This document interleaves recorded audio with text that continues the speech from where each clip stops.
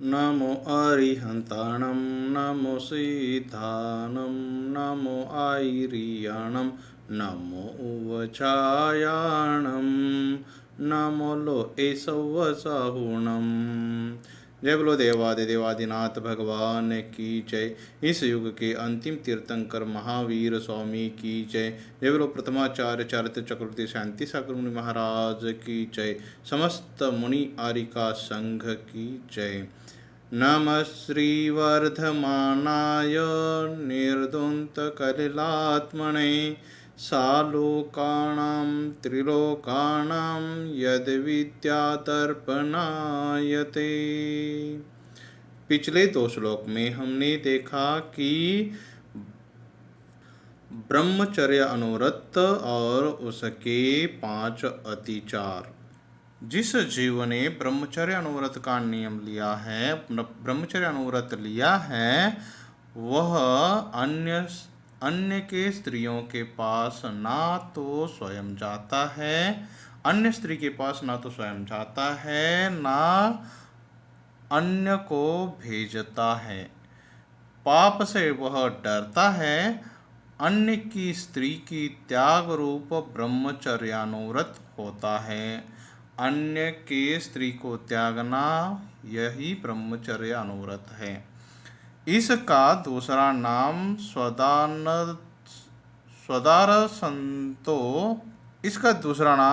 संतोष, अपने ही स्त्री में संतोष रहना, ऐसा कहा जाता है।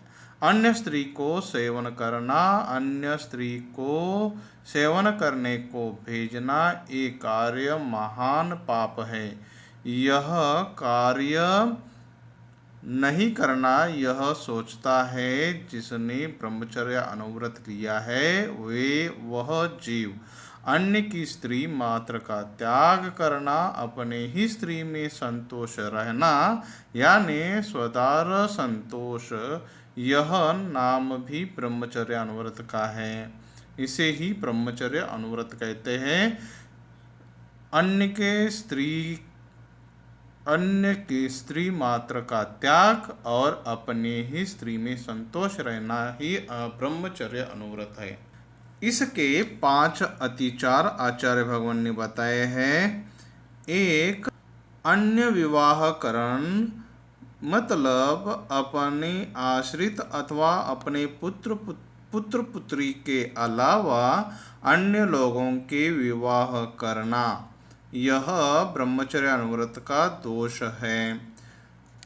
अनंग क्रीड़ा, काम सेवन के अंग है, उनके अलावा अन्य अंगों से काम क्रीड़ा करना, यह अनंग क्रीड़ा है। विटित्व, शरीर या वचनों से काम संबंधी क्रियाओं को बताना, समझाना, बोलना, यह विटत्व दोष है। विपुल तृषा, काम सेवन की बहुत इच्छा रखना, मतलब पर्व के दिनों में भी काम सेवन की इच्छा रखना। अष्टमी चतुर्दशी हो या अष्टानिक पर्वादि हो, दशलक्षण पर्वादि हो, दशहरा, दिवाली, रक्षाबंधन, वीर शासन जयंती आदि ऐसे पर्व के दिन हो, ऐसे दिनों में भी काम वासना की इच्छा रखना, काम सेवन की बहुत इच्छा रखना, यह विपुल तृषा है। तीर्थ वंदना के लिए निकले हैं और जहाँ पर ठहरते हैं वहाँ पे काम सेवन की बहुत इच्छा रखना, यह भी विपुल तृषा है।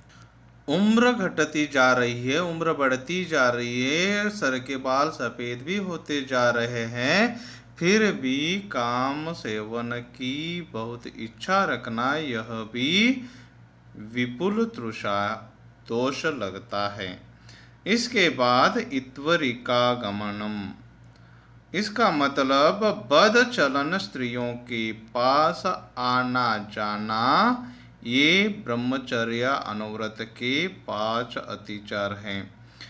इत्वरिका गमनम, जो बद्ध चलन स्त्री आदि होती है, वेश्या स्त्री आदि होती है, या शादीशुदा होकर भी जो अपनी पत्नी में संतुष्ट ना रहकर दूसरे पत्नी स्त्री की सेवन करता है, दूसरी स्त्री के पास जाता है, अथवा दूसरी स्त्री अपने पति में संतुष्ट ना रखकर दूसरे पुरुष के पास जाती है, तो वह इत्वरिका गमन, बद्ध चरण स्त्रियों के पास आना जाना कहा जाता है। यह ब्रह्मचर्य अनुव्रत के 5 अतिचार है। ब्रह्मचर्य अनुव्रत जिस जीव ने ग्रहण किया है, वह इससे बहुत सजलता से बचता रहता है। अब आगे आचार्य भगवान परिग्रह प्रमाणुव्रत का विश्लेषण कर रहे हैं और परिग्रह प्रमाणुव्रत के 5 अतिचार भी बता रहे हैं। धन धान्यादिक्रन्तं परिमाय ततो अधिकेनु निःस्पृहता परिमित परिग्रहा स्यादिच्छा परिमाननामापि। ग्रंथम परिग्रह का परिमाय सीमित करके निःस्पृहता इच्छा रहित सा होता है। इसका पूरा अर्थ देखिए। धन धान्य आदि परिग्रह का सीमित करके उसके अधिक में इच्छा रहित पना होना। धन धान्य आदि परिग्रह का सीमित करके उसके अधिक में इच्छा रहित पना होना परिग्रह का प्रमाण करना होता है। इसे इच्छा परिमानना भी कहते हैं, अर्थात अनेक इच्छाओं को सीमित कर लेना। इस नाम से भी यह जाना जाता है। मेरे पास धन धान्य आदि जो परिग्रह है, उसको सीमित करके, जैसे मेरे पास लाख रुपए हैं, उसमें से 60 लाख रुपए मैं अपने लिए रखूंगा और बचे हुए राशि का मैं दान करूंगा। ऐसा अपने पास के परिग्रह का सीमा तय करना। परिग्रह के प्रकार कितने हैं? परिग्रह 2 प्रकार के हैं। एक अंतरंग परिग्रह, दूसरा बाह्य परिग्रह। अंतरंग परिग्रह 14 प्रकार के होते हैं और बाह्य परिग्रह 10 प्रकार के होते हैं। अंतर बाह्य 2 प्रकार के परिग्रह हैं। अंतरंग परिग्रह कौन से हैं? तो 4 कषाय, 9 कषाय और 1 मिथ्यात्व, यह अंतरंग परिग्रह है। और बाह्य परिग्रह 10 प्रकार के होते हैं। वह क्षेत्र, वास्तु, हिरण्य, सुवर्ण, धन, धान्य, दासी, दास, कुप्य, भांड यानी बर्तन। यहाँ श्रावक की चर्चा हो रही है, इसीलिए यहाँ बाह्य परिग्रह की चर्चा है। तो बाह्य परिग्रह कौन कौन से हैं? क्षेत्र, वास्तु, हिरण्य, सुवर्ण, धन, धान्य, दासी, दास, कुप्य और भांड, यह 10 बाह्य परिग्रह हैं। बाह्य परिग्रह यह 10 प्रकार के हैं। उसकी सीमा बना लेना और उसके अधिक में फिर इच्छा ना करे, यह परिग्रह परमाणुव्रत है। 10 प्रकार के बाह्य परिग्रह के और अंतरंग परिग्रह के 14 प्रकार के परिग्रह को उसकी सीमा बना लेना और उस सीमा का उल्लंघन ना करके उस सीमा के अंदर ही रहना, यह परिग्रह परमाणुव्रत है। तो फिर बाह्य परिग्रह का नियम कैसे लिया जाता है? क्षुल्लक और ऐलक महाराज जी का तो नियम फिक्स है। क्षुल्लक महाराज दुपट्टा और लंगोट, इससे ज़्यादा नहीं। ऐलक महाराज सिर्फ लंगोट रखेंगे, इससे ज़्यादा नहीं। जो प्रतिमा लेते हैं उसमें जो दूसरी प्रतिमा व्रत प्रतिमाओं में इसका नियम लेते हैं। परिग्रह रखना क्या जरूरी है? हम संसारी जीव हैं, गृहस्थी जीव है। अगर परिग्रह नहीं रखेंगे तो जीवनचर्या कैसी होगी? जीवन की आवश्यकताओं की पूर्ति कैसे होगी? रुपया, पैसा, कपड़ा, धन धान्य नहीं रखेंगे तो अपना जीवन कैसे चलेगा? इसलिए हम गृहस्थी को परिग्रह रखना जरूरी है। मुनियों को आवश्यकता नहीं, जितना आवश्यकता उतनी ही परिग्रह रखे। देखावा नहीं, जितना आवश्यक है उतना ही मुनि आदि क्षुल्लकारिका आदि सभी लोग जितना आवश्यक है उतना ही अपने पास परिग्रह रखे, उससे ज़्यादा नहीं। परिग्रह को रखना पाप क्यों कहा? इससे क्या नुकसान होए? परिग्रह की चिंता रखनी पड़ती है और चिंता चिता से भी ज़्यादा है। चिता तो जलाए तो ही जले, पर चिंता 24 घंटे जलाया करती है। आज इस रुपए पैसों के चक्कर में आदमी का सुख सब गायब हो गया। जैसे जो होशियार बच्चा आईटी करके नौकरी करता है, तब उसके पास खुद को वक्त देने के लिए भी समय सीमा नहीं मिलता। परिवार तो छोड़ो, 24 घंटा खाली काम में ही रहते हैं। धर्म ध्यान करने को वक्त नहीं, परिग्रह की चिंता में डूबा रहता है।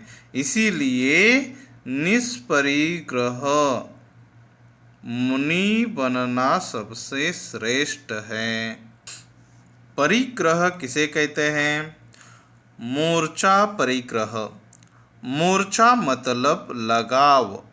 लगाव मतलब ये मेरा, वह मेरा, सब मेरा, इसे परिग्रह कहते हैं। परिग्रह को पाप का बाप क्यों कहा है? लोभ होने पर परिग्रह होता है, इसीलिए परिग्रह को पाप का पाप कहा है। ज़्यादा पैसा इकट्ठा करने के लिए सब प्रकार के पाप मनुष्य करता है। जिसमें हिंसा ज़्यादा है ऐसा व्यापार करेगा, झूठ बोलेगा, टैक्स वगैरह की चोरी करेगा, ऐसे सारे काम करेगा। यह सब पैसा इकट्ठा करने के लिए करेगा, फिर लोभ वश परिग्रह करेगा। इसीलिए जब पैसे इकट्ठा करने की सीमा हो जाए तो सब पाप ही खत्म हो जाएंगे। इसीलिए परिग्रह सारे पापों में मुख्य माना जाता है। जो आत्मा को चारों ओर से जकड़ ले उसका नाम परिग्रह है। यह आचार्य की परिभाषा है। यह आचार्यों की परिभाषा है कि जो आत्मा को चारों ओर से जकड़ ले उसका नाम परिग्रह है। परिग्रह की प्राप्ति कैसी होती है? एक कर्म होता है अंतराय कर्म, उसका भेद होता है लाभांतराय। वह लाभांतराय पैसे, रुपये, धन धान्य के प्राप्ति में रुकावट डालता है। तो लाभांतराय कर्म का क्षयोपशम हो, उसके उदय में कमजोरी आए तो उनको पैसे रुपए धन धान्य की प्राप्ति होती है। यानी लाभांतराय कर्म का क्षयोक्षम हो और उसका उदय कमजोर हो तो पैसा धन धान्य आदि की प्राप्ति होती है।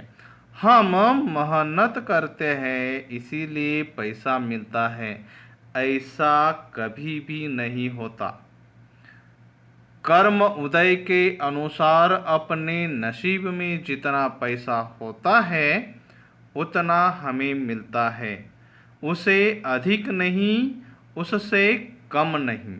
इसीलिए जो सोचते हैं कि मैं काम करता हूँ वह सब गलत है।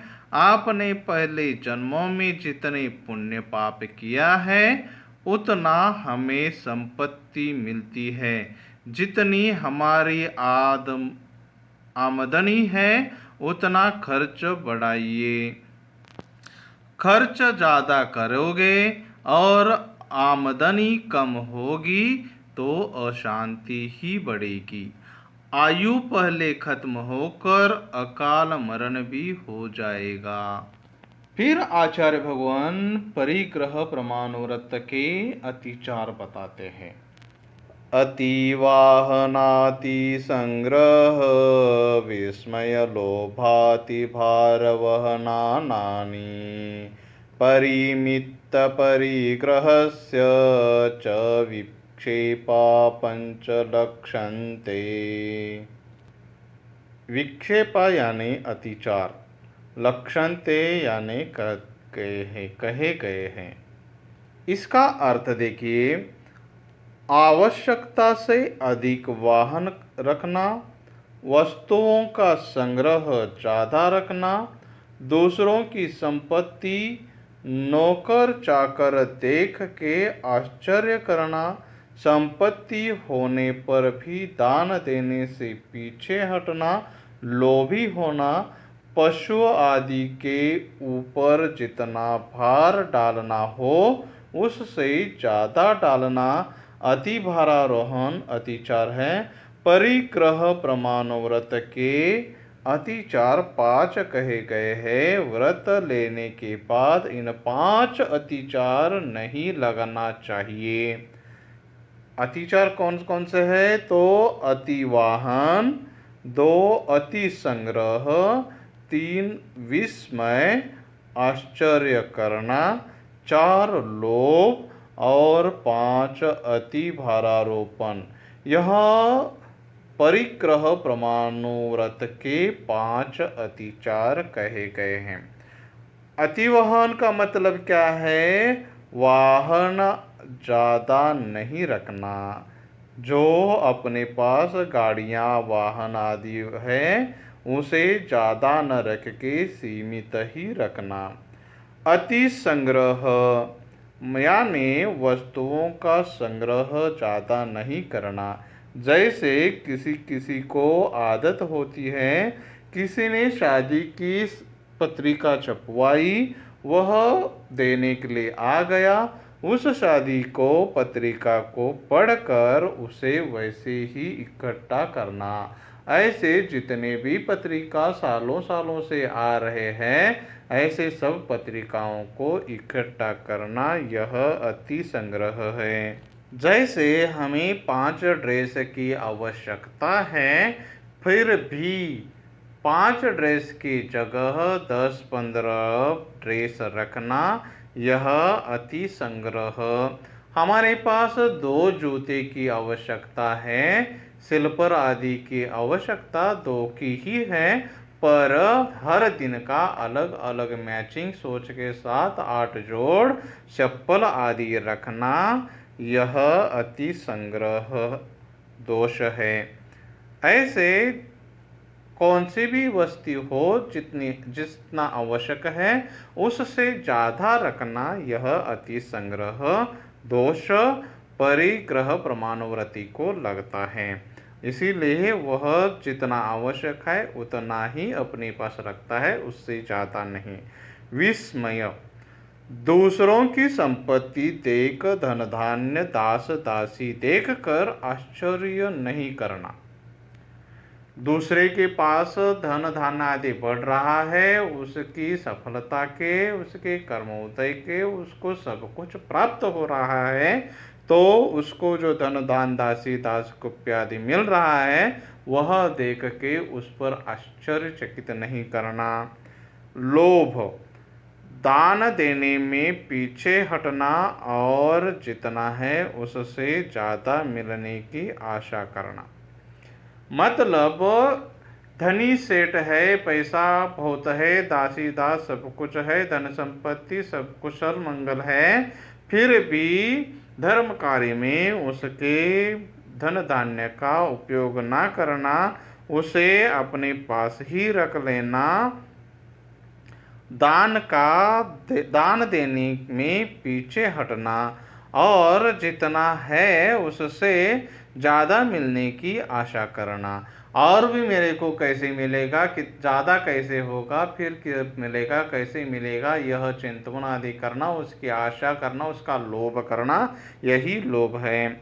और आगे आचार्य भगवान कहते हैं अति भारावहन।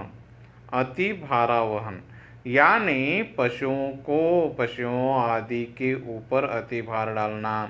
समझो एक बैलगाड़ी है, दो बैल है, दो बैल गाड़ी को झुके हुए हैं और उस गाड़ी में करीब 3 टन गन्ना जाता है, पर पैसा ज़्यादा मिलने के लिए, कमाने के लिए लोभवश उसमें ज़्यादा से ज़्यादा गन्ना डाल के 3 टन की जगह 4 टन डाल के उन पशुओं को तकलीफ देना, उन पर ज़्यादा भार देना, यह अति भार वहन है।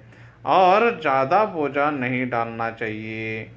तो अति भारावहन पशुओं आदि के ऊपर अति भार डालना, ज़्यादा बोझा नहीं डालना, इसको अति भारारोहण कहते हैं। यह अति वहन, अति संग्रह, विस्मय, लोभ, अति भारावहन, यह 5 परिग्रह प्रमाण व्रत के अतिचार हैं।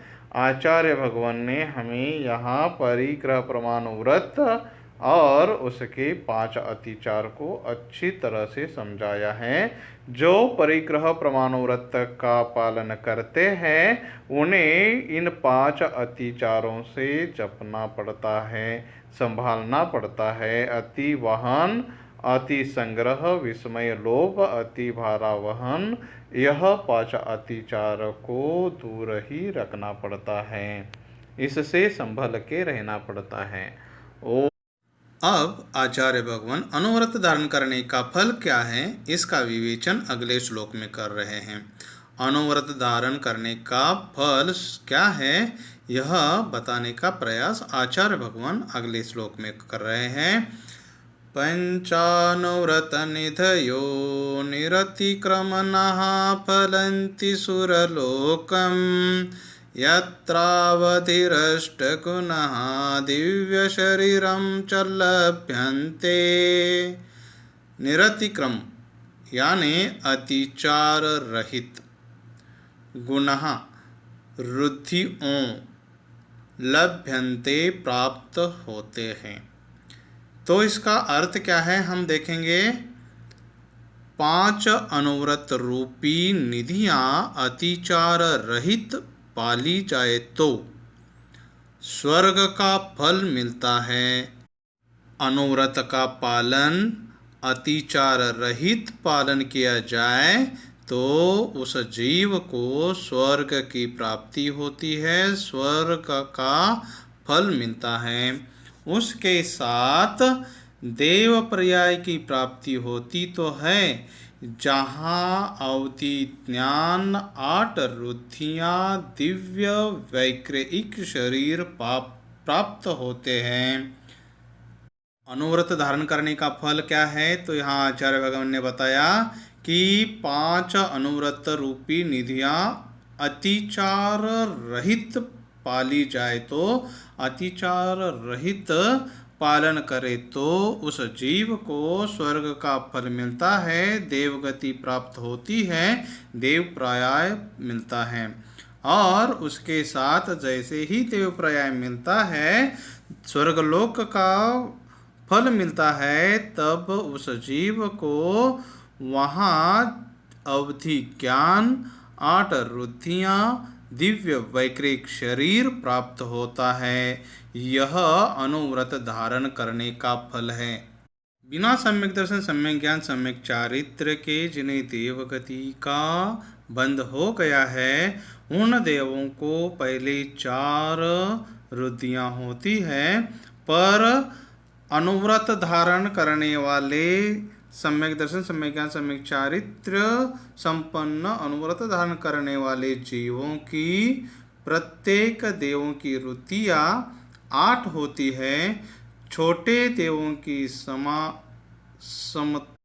देवों की समर्थता कम होती है और बड़े देवों की रुद्धियाँ की सामर्थ्यता ज़्यादा होती है। वह 8 रुद्धियाँ कौन सी है? तो अनिमा, महिमा, गरिमा, लघिमा, प्राप्ति, प्राकम्य, ईशित्व, वशित्व। अनिमा का मतलब अपने शरीर को छोटे से छोटा बना लेना। महिमा का मतलब अपने शरीर को लंबा बना लेना। और गरिमा का मतलब अपने शरीर को अत्यंत भारी वजनदार बना लेना। लघिमा का मतलब अपने शरीर को अत्यंत हल्का बना लेना। प्राप्ति का मतलब जहाँ बैठे बैठे हजारों मैल रखे हुए वस्तु को छू लेना, यहाँ बैठे बैठे सूर्य चंद्रमा आदि को छू लेना, यहाँ बैठे बैठे मेरु पर्वत आदि को छू लेना। प्राकम्य, जल में पृथ्वी की तरह, पृथ्वी में जल की तरह चलने का सामर्थ्य रखना। ईशित्व, जिसे देखे उसे वश में हो जाए ऐसी विशिष्ट आभा होती है। और वशित्व, चाहे जिसको वश में कर लेना।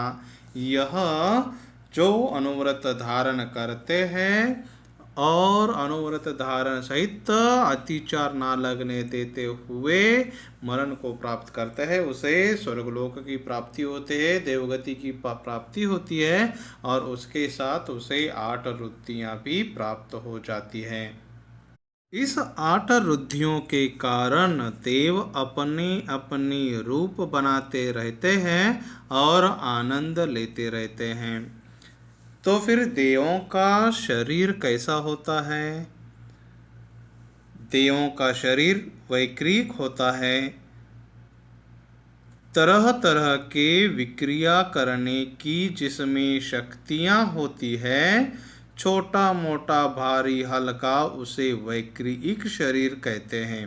वह शरीर देवों के होते हैं। देवों के शरीर में कोई धातु नहीं होता, मल मूत्र खून हड्डी मांस वगैरह नहीं होता, नींद बिल्कुल नहीं, पसीना नहीं आता, शरीर अत्यंत चमकदार होता है, तेजस्वी शरीर होता है, एक भी रोग नहीं होता, भोजन की आवश्यकता नहीं, जब भूख लग जाती है तब कंठ में अपने आप अमृत झर जाता है, तब भूख की तृप्ति हो जाती है। ऐसा दिव्य शरीर देवों का होता है। व्रत धारण करने वाले जीव क्या सभी स्वर्ग जाते हैं? व्रतों को 2 प्रकार से धारण किया जाता है, एक सम्यकत्व सहित, दूसरा सम्यकत्व रहित। अगर सम्यकत्व सहित व्रतों को पालन कर अतिचार रहित जीव महान रुद्धिधारी देवों में उत्पन्न होते हैं।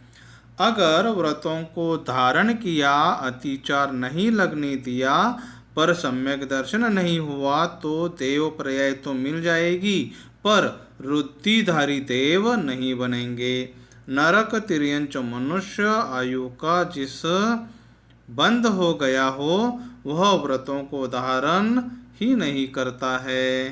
यहाँ देखने वाली बात यह है कि जो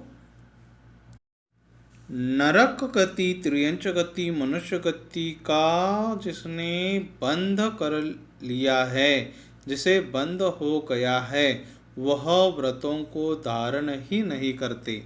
और व्रतों को धारण करके उस व्रतों को अतिचार लग जाए तो उसको पाप फल भी बहुत बुरा मिलता है।